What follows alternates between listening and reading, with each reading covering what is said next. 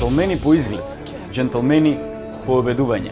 Верувајте ми, не е важен изгледот, важно е како вие се чувствувате, затоа што джентлменството е состојба на умот. Сите ние заработуваме за нас, но кога од тоа одделуваме и за општеството, верувајте ми, стануваме вистински джентлмени. Кога тоа би го правеле сите, овој свет би бил подобро место за живење. Бидете джентлмени. If I lay here,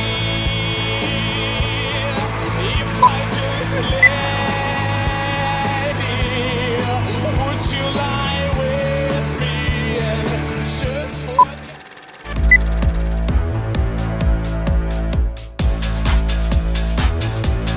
Forget what we told before we get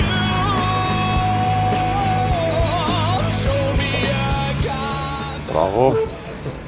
Здраво, Јован, како си? Супер, Добар си? Како си ти? Повели седни. Фала ти. Еве, те чекам. Па добро е, не касниш многу. Тама не. Шала на страна, си ја зедов Јас сум слободата точен човек, да да. ти нарачам кафе.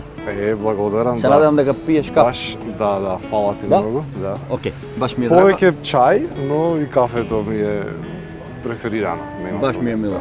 Ете, доколку има проблем, ќе ја смениме нарачката. Мило ми е што дојде и добре ми дојде.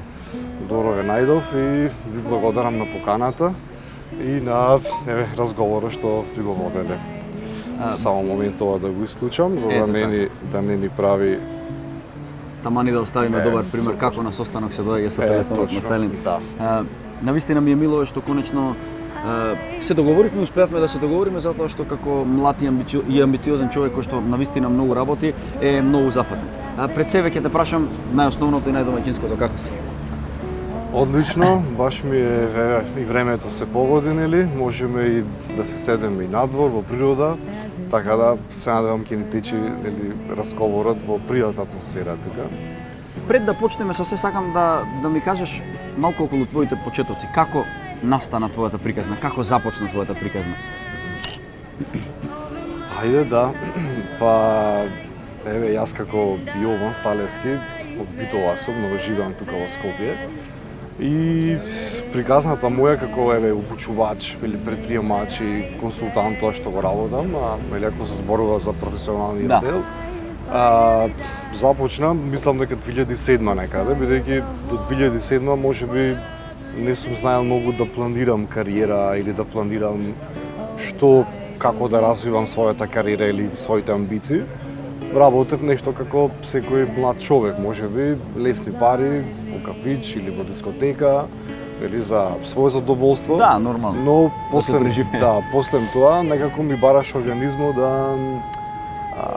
да работам нешто што е поинтернационално или со луѓе кои што не ми се кои со секојдневието, со луѓе кои што ќе можам да научам нешто поинтересно, нешто понесекојдневно.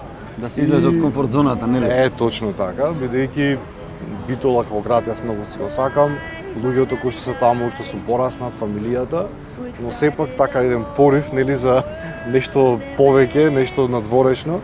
Така заминав за Франција 2007 година како волонтер во една организација и таму некако ми се потврди фактот дека може и со учење, но и со правење, нели, со мозокот и со рацете, со срцето, дека луѓето можат да прават тоа за тоа што се дојде на планетава изгледа.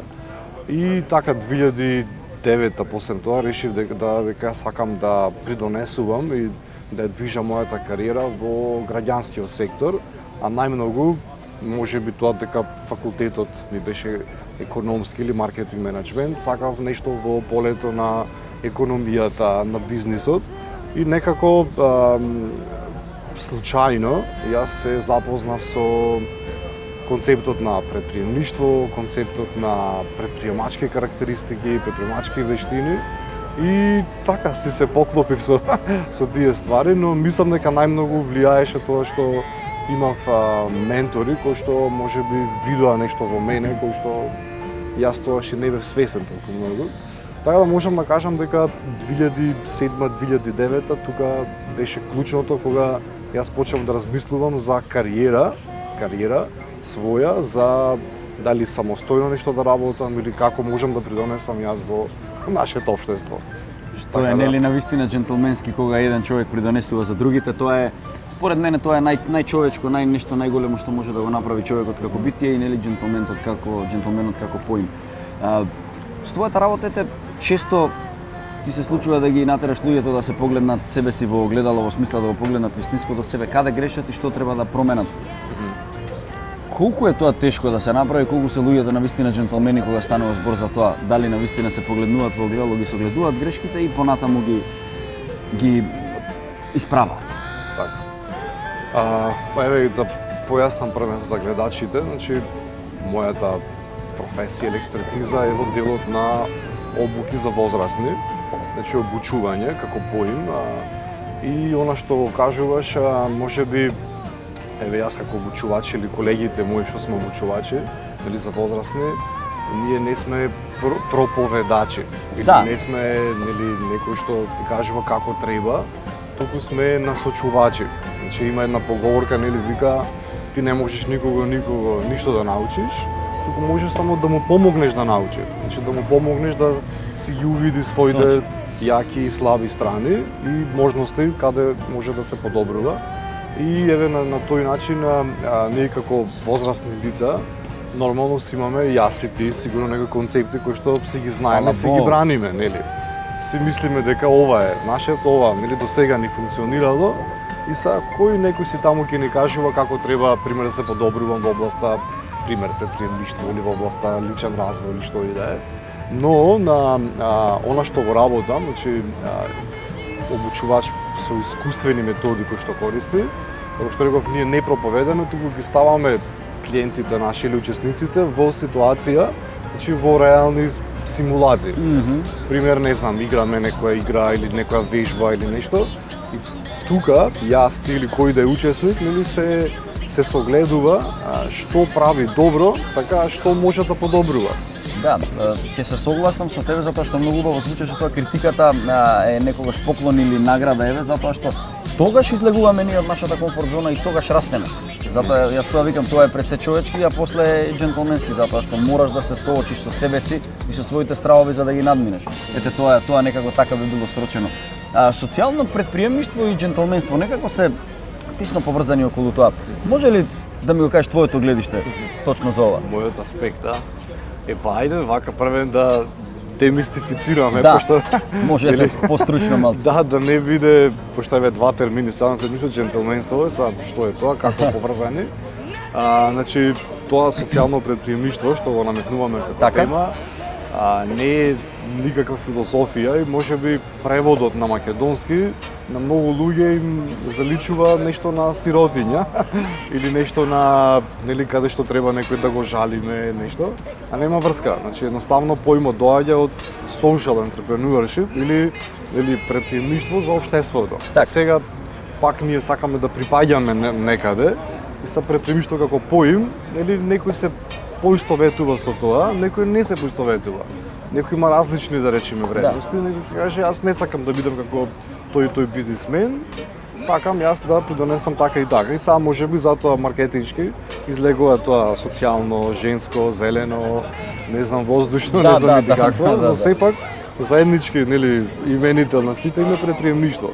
Значи личноста како предприемач со своите карактеристики и компетенции треба нормално да прави нова вредност и тоа да го разменува во општеството, дали за пари, дали за некоја друга си вредност, така да го разменува. И сега затоа социјално викаме луѓе кои што, или предприемачи кои што првенствено тоа се што прави, го прави за да го врати во општеството, значи направи поголема вредност во општеството. И според мене, нели, како Јован, значи не е дефиниција ова ништо, мислам дека секој бизнис може да биде социјален бизнис и дека може да има некаква социјална мисија, така да направи некоја промена во општеството. Но нормално треба само да се работи на тоа да се свати како концепт.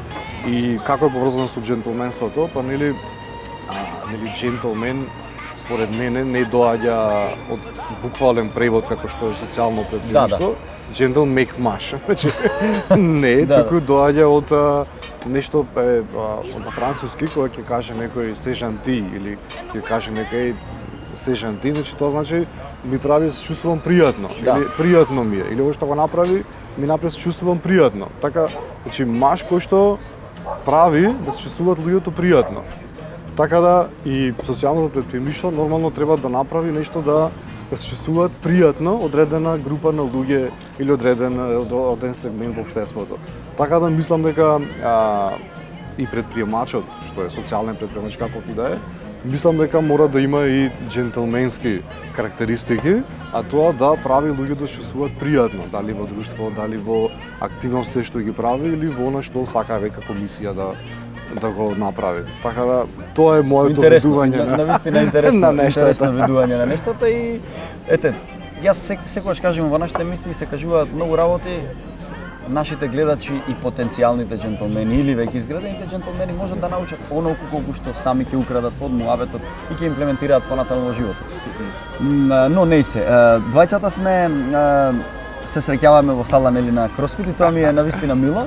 Јас тоа го кажувам не само за джентлмените, за секој човек. Секој човек мора да е физички активен во одреден дел од денот според своите можности, затоа што тоа си носи своји бенефити, сите знаеме каде и колку, за тоа во некоја друга емисија. Но она што сакам да го потенцирам и да те испровоцирам да го кажеш е твоето имплементирање на твојата струка преку спортот. Имав еден интересен соговорник кој што тоа го правеше преку музика, еве ти го правиш тоа преку спорт. Ако може малку за моите гледачи, за гледачите на Gentleman магазин, како изгледа тоа и зошто баш токму тоа го правиш преку спорт? Да, многу интересно. Да, и баш ми е мило што еве се среќаваме на исто место. Прво, еве можам да речам дека пред некои 10 години бев на една семинар, беше со еден американец, Том Хопкинс, као најголемиот продавач, тренира продавачи и знам дека ни кажа ако сакаме да бидеме успешни, мораме да се држиме здрави, да се држиме и енергични. Ако сакаме да бидеме енергични, мораме да спортуваме. Така да следствено на тоа, нели секој што сака да биде успешен, вистина мора да ја сочува енергијата. Она што нели што ме прашуваш, ние како правиме тоа преку спорта, значи еве сега ние сите сме различни, во смисла некој повеќе вложува во тело, некој повеќе е аудитивно спремен, некој повеќе сака да ги чувствува, кинестетик. И начинот на кој што луѓето учат, имаме повеќе интелигенци. Пример, преку музика, преку спорт, преку филм, што и да е. Сега, и ние не знаевме дека спортот може да биде алатка за едукација или можеме да го споиме со ние што го работиме. Но интересно, како што кажав, ПВЦФ методологијата работи или со сет на алатки, нели замисли го како еве залати. Сет залати, кутија залати. И од таму тоа што го потребуваш, нели можеме да правиш куќа нешто, ние со тие алати креираме предприемач или креираме личен развој за некој. Сега ние не знаевме дека и спорт можеме да имаме во тие алати тука.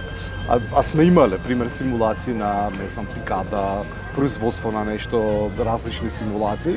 И едни колеги од Турција со кои што соработуваме, тие баш работат во областа на спорт и баш тие онака ни ги отвори очите да кажам. Викат, Јован, ова што го правите вие, одлично може да се вклопи со спорт и спортот да ја користиме како алатка за учење. И се викаме како? Бевме на една конференција каде што имаше спортисти од Турција кои што го споредува своето искуство од спортот во менаџментот. Бидејќи сега како сениори работат во спортски федерации или менаџираат клубови нешто. И фактички нели ми кликна дека вистина, нели преку спортот можеме да го поврземе со успехот во менаџирањето, успехот нели во бизнисот или на кој начин, еве, меќите вештини, тимската работа, комуникацијата, може тоа да се нели да се прави и еве имавме неколку проекти за спорт кои што беа финансирани од Европската унија, каде што имавме можност и нашите обучувачи од Македонија да одат или на обуки или пак да увидат од други земји како спортот се користи како алатка, од која што понатаму луѓето ќе може да си стварат или да градат своји вештини. И нормално како алатка спортот е најинклузивна алатка, бидејќи од секаква позадина луѓе, така дали учени, неучени, интелигентни, неинтелигентни, повеќе пари, помалку пари, од таа земја, оваа земја, религија, култура, сите можат да ги спои, нели? И на тој начин, наместо да имаме многу различности, ние од тие различности преку спортот можеме да одиме кон главната цел, како да бидат по-предприемчиви. И еве сега за задоволство мое, колеги мои работат на програма која што во јуни ќе може да ја искусат 30 луѓе од кои дојдат од Европа, каде што ќе се обучуваат за како да ги градат своите предприемачки компетенции преку спортски активности. Така да ќе ве поканам, нели, ако сакате, ќе бидеме во Дојран, ќе ве поканам да видиме како се до тоа се одвива. Ќе ми биде мило навистина да дојдам да го гледам тоа, затоа што секогаш велам дека кога ќе се спојат различни области и ќе си помагаат во развивањето, се случуваат чуда, како што е во овај случај. Сите ние во животот имаме некакви ментори, некакви водичи, кои што ни помагаат во животот, се мотивираме од нив. За некого тоа е ментор како човек, за некого тоа е книга, за некого тоа е можеби една мисла што јас често знам да ја спомнам како максима. Дали сметаш дека во животот секој мора да има ментор за да биде успешен? Пожелно е. Пожелно е, бидејќи, како да речам, преска споменав јас дека за некои работи јас можеби не сум бил свесен што поседувам, но можеби луѓето кои што ги сметам како ментори, го виделе тоа во мене, па ми ги отвориле очите, што викаме народски. Да. Но секогаш и ментор е некој кој што можеби некој што многу зборува, туку некој кој што е моја препорака, кој што направил нешто кој што ние сакаме да го правиме. Да. Така да препорака моја е вистина и младите, но и секој од нас можеби не мора само во да речеме во професионалниот живот. Значи можеби во личниот живот, така имаме некој кој што учиме нешто. Луѓето кои што јас себе ги сметам за ментори, значи се од Македонија, се од странство, но и како што кажа, значи и на YouTube. Значи сега имаме преку технологијата луѓе кои што со нивното споделување на знаење, на умешност, на вредности, ние можеме да се поистоветуваме со она што да ни го потврдат, нешто поседуваме, нешто не поседуваме, и менторот не е некој кој што ќе прави работата за нас. Пример, ако нешто ми е тешко, пример мене, или не можам да пребродам некоја некоја проблем или што и да е, и сам менторот дека тој што треба да ми направи план, така и да ми рече сега прави тоа и тоа. Или па да ми го направи за мене. Не, погрешно е тоа, туку значи не треба да прави паразит менторот, така менторот треба да баш да види или така нешто што поседуваш ти, да ти го разбуди, така или да ти каже од негово искуство нешто што ти ќе го препознаш како па чеки јас ова можам да го направам, така, па да се впуштиш во некоја акција. А нели не е ментор као еве сега ќе ти кажам вака и вака треба да правиш. Така да убаво е секој да може да има и за него ме прашувате па кај да најдам, кај се, што се, дали ги има продавница. Едноставно е. Ние комуницираме и функционираме на база на мрежување. Затоа се прават настани. Каде што, настан кој што во областа што ме интересира, јас ги охрабрувам дали младите или постари кои да е, да одиме на настани кои што не интересираат за мрежување. И таму можеби ќе најдеме некој со кој што ќе кликнеме. За да бидеме ментор на некој или да имаме некој ментор. И тоа мислам дека не треба да биде као дека некој треба да не поврзи, као сега вие бидете ментори, менти. Туку едноставно мислам дека тоа треба и преку вредности да се поврзат луѓето, и преку некоја визија, и преку нешто кое што заеднички го гледат на некој пат. Мора да кликнат, сакам да кажам. Повторно ќе кажам, човек може да научи оној колку што сака да научи. Сега имаме една лепеза на знаење. Бидејќи носиш сако една моја професионална деформација која што може, но и не мора да се имплементира, се џебните марамчиња. Во мојата школа за џентлмени денес ќе говориме за џебните марамчиња, како тие се носат и колку начини има на ставање, на врзување и наместење за да стојат во сакото. Така да биди со мене, остани уште малку, ќе си поговориме уште малку на оваа тема за џентлменство, па после можеби и за марамчињата. Ајде, видно ме интересира.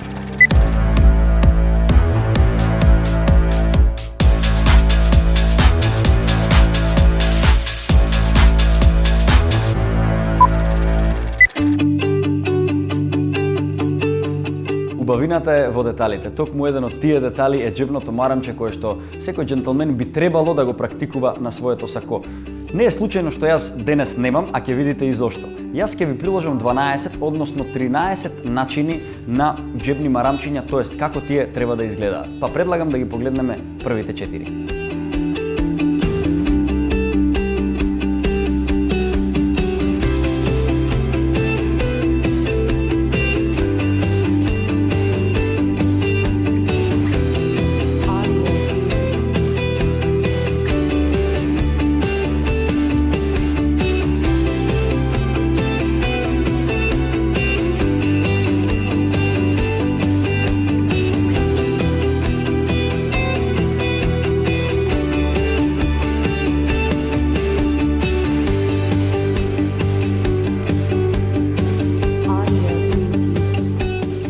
Видовме 4 интересни форми, интересни облици на марамчиња и како тие треба да се носат, но доколку ова не го задоволува вашиот вкус, ние ќе ви предложиме уште 4.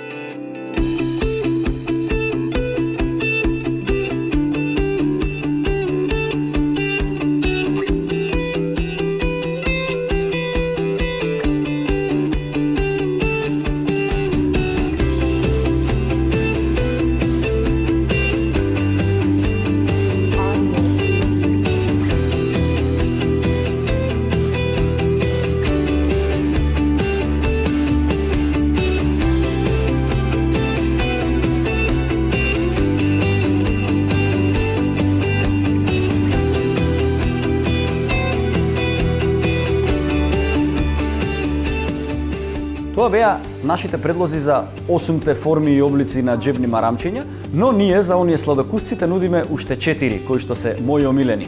Да ги погледнеме.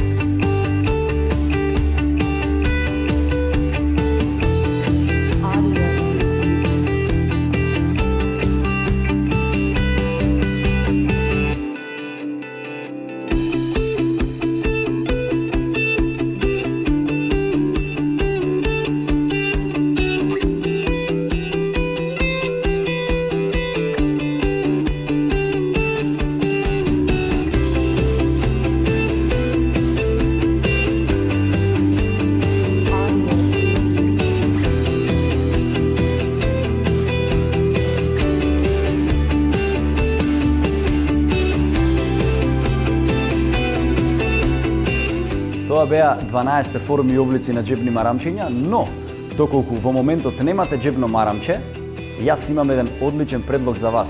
Тоа не е се. Гледајте. Внатрешноста на џебот на сакото секогаш може да послужи како идеално марамче за вашата пригода.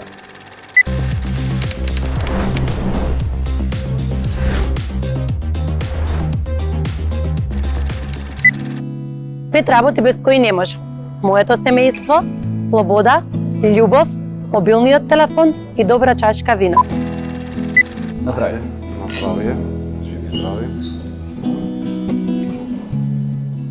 Го погледнавме моето школо за џентлмени, за сите џентлмени во подем и веќе истакнати џентлмени да не заборават како тоа се трасира патот кон џентлменството. После ова што го погледнавме, дали ти би ставил марамче во сакото? Па, зависи. Некогаш да, некогаш не, али сигурно дека тоа што го погледнавме Јас би го искористил во мојата работа. Како што кажав, работам нели на искуствено учење, така да ми требаат вакви практични некои работи кои што можам во вежба да ги претворам, али сум ставал, но сакам да кажам, можеби не сум онака зависен од трендови, зависен од како треба, и сега ако не правиш вака, готово ќе те перцепираат, не знам и што. Така да, доколку почувствувам или доколку, не знам, се допаднам, со марамче или без, така би одел. Значи, не сум зависен од дали би требало или не би требало. Ама убаво е да знам како да го завиткам и на кој начин или правилно да го носам или да не боде очи. Дефинитивно, да. Како викаме, правилата се тука за да се кршат секогаш, нели, така да не мора да си, што љуби да каже мојот пријател, не мора да си джентлмен ако носиш скапи одела и скапи сати. Интересно гледиште ми напомена прегеска за джентлменството околу француските термини. Што за тебе представува джентлмен? Што? Баш не е она make маш или пак што не представува, на мене не представува джентлмен некој што треба да тоа што се прикажува во јавност или маркетиншки, дека треба да има скапа облека, дека скап часовник, да вози не знам што коли, да прави стори на Инстаграм. Баш обратно, мислам дека тоа не е здрав начин. Зошто? Бидејќи многу млади се поистоветуваат со тоа и се тераат, нели, да ги задоволат тие потреби, тие перцепции, очекувања, дали од девојки, дали од дечки, и намерно можеби да прави за добро, нели, за да постигне нешто такво, но во многу случаеви, и знам такви случаеви, каде што во трка да се покажат како джентлмени, го губат своето јас, го губат својот интегритет, можеби дури некои посегнуваат и по нелегални начини на заработка или на пороци, нешто, се само, нели, да ги задоволат очекувањата како се перцепираат джентлмените. Така да, за мене, мислам, баш треба, како што реков, човек кој што прави да се чувствува пријатно некој со неговите постапки, не само мило да зборува, туку баш имаше во еден локал, скопски, имаше као джентлмен, или не е оној кој што зборува убави работи на дамата, туку кој што прави убави работи за дамата. Така да јас тоа го сметам, дека секој може да биде джентлмен, нормално да биде свесен за постапките, како, нели, му прави пријатно или непријатно чувство на другите. Така да јас по тоа се водам. Колку луѓето се чувствуваат пријатно во твоите постапки? Да, ми отвори интересни теми за дискусија. Првата беше дека токму тој црв кој што од внатре го јаде јаболкото, нели, тоест нашето општество, ете тоа колку младите сега трчаат, не младите, него општо луѓето трчаат по материјално и мислат дека доколку фасадата изгледа скапо и внатрешноста ќе биде скапа, тоа дефинитивно не е джентлменство, а второто, да, дела, а не зборови е најдобриот пример можеби за джентлменството, затоа што колку ние повеќе принесуваме за општеството, толку повеќе треба да принесуваме и за себе, нели? А кога правиме за себе, правиме и за другите, тоа е најджентлменското што може да се случи. Колку, знаеш да кажеме да облечеш сако, да пазиш на детали, саат, марамче, како што спомнавме пред малку, кога одиш на твоите предавања. Мислиш ли дека изгледот е калучен, можеби, знаеш како викаат, нема втор пат за прв печаток? Веруваш ли во тие работи или не? Професионално верувам, да, бидејќи нашиот мозок, нели, перцепираме и ги воспремаме нештата на начин кој што ни влијае перцепцијата, дали тоа од претходни знаења, искуства, како медиумите ни истренирале, и нормално дека некогаш мораме, нели, да бидеме скоцкани, да кажам јас, или да оставиме впечаток за целта да можеме да се оствариме. И јас лично, нормално на некои поофицијални настани, каде што, нели, се бара одреден код на облекување, нели, соодветност на облекување, го запазувам тоа, бидејќи ги почитувам организаторите, ја почитувам публиката, која што тоа го очекува, нели. Но јас најпријатно се чувствувам кога можеби сакам да бидам соодветно облечен, во смисла според мојот стил, за мене соодветно облечен е да се чувствувам пријатно. Да се чувствувам комотно во материјалот што го носам, да се чувствувам пријатно, нели, да не ми стрчи нешто, да не ми прави непријатност, нелагодност, бидејќи и на моите обуки или пак на моите вмрежувања гледам, нели, тоа да не им смета и на луѓето, бидејќи сепак пак кажам, секој имаме перцепции и, нели, претходни знаења и очекувања од луѓето, така да гледам тоа да не им брка во очите. Мој совет, јас како што да бидеме во тоа што сме комодни. Сум бил во ситуација каде што требало во 5 минути да продадеш некоја идеја пред луѓе кои што ќе те гледат само 5 минути. Ти очекуваат да те видат во нешто скоцкано, но не се чувствувам можеби пријатно, или да сум бил можеби во фармерки само кошула или нешто, можеби многу попријатно би било, но сепак сум морал и сум го направил, така dress to impress, што викаат американците. Или облечи се за да импресионираш, бидејќи сепак и изгледот продава некојаш, но најважно е нормално тоа да привлече внимание, а не, нели, да скрос онака да те продаде како пакет. Содржината твоја треба да продаде. Можеш ли да ми кажеш кои се за тебе вистинските вредности во животот? Вистински вредности, да, тоа е интересно. Можеби не дека се менуваат но во текот на животот стануваме посвесни повеќе или помалку за некои работи, но како што гледам на што им давам приоритет, нели, сега како Јован во своите 40-ти, прво давам приоритет на фамилијата. Тоа ми е многу важно, во смисла, како го знам, што давам приоритет во време, во телефонски повици или во врските, ако е нешто поврзано со фамилијата, прво тоа ќе ви излези на агендата.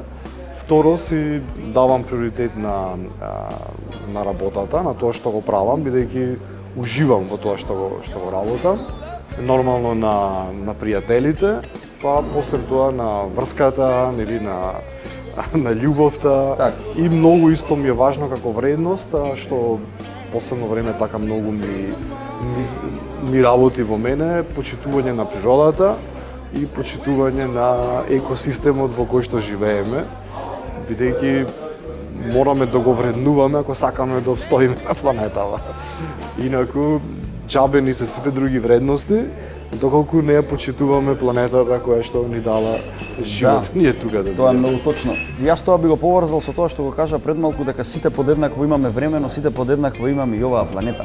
Така да доколку ние не ја почитуваме и не ја сакаме, што остана понатаму да зборуваме за било што друго материјално. Мислам, навистина е така. И знам што ќе одговориш, но сепак сакам да го чујам твојот одговор со твои зборови. Материјалното напрема духовното.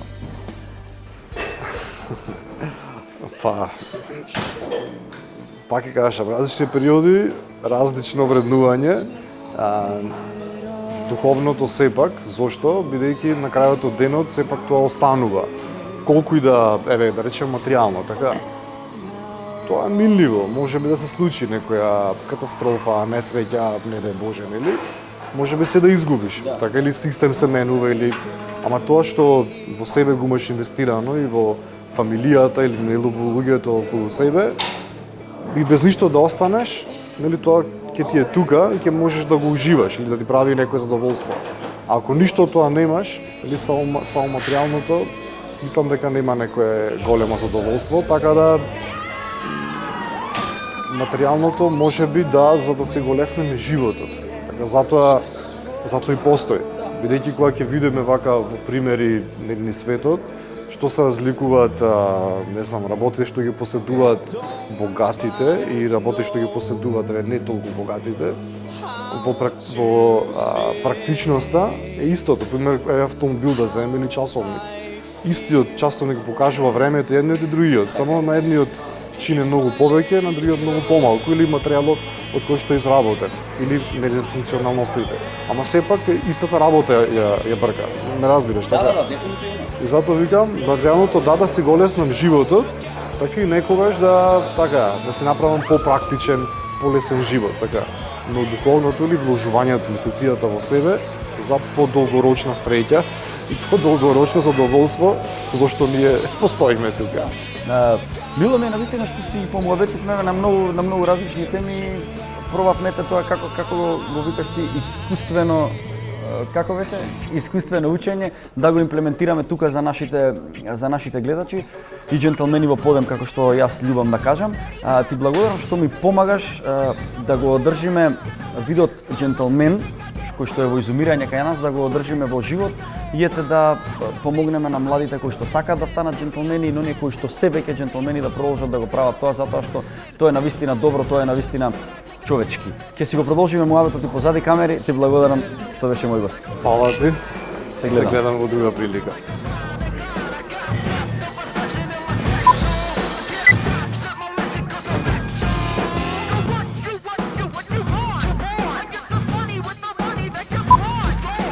Покрај тоа што се грижиме за себе си, треба малку повеќе да се грижиме за другите и за општеството околу нас. Бидете джентълмени и негувајте добри навики и гледајте Джентълмен магазин на македонската телевизија.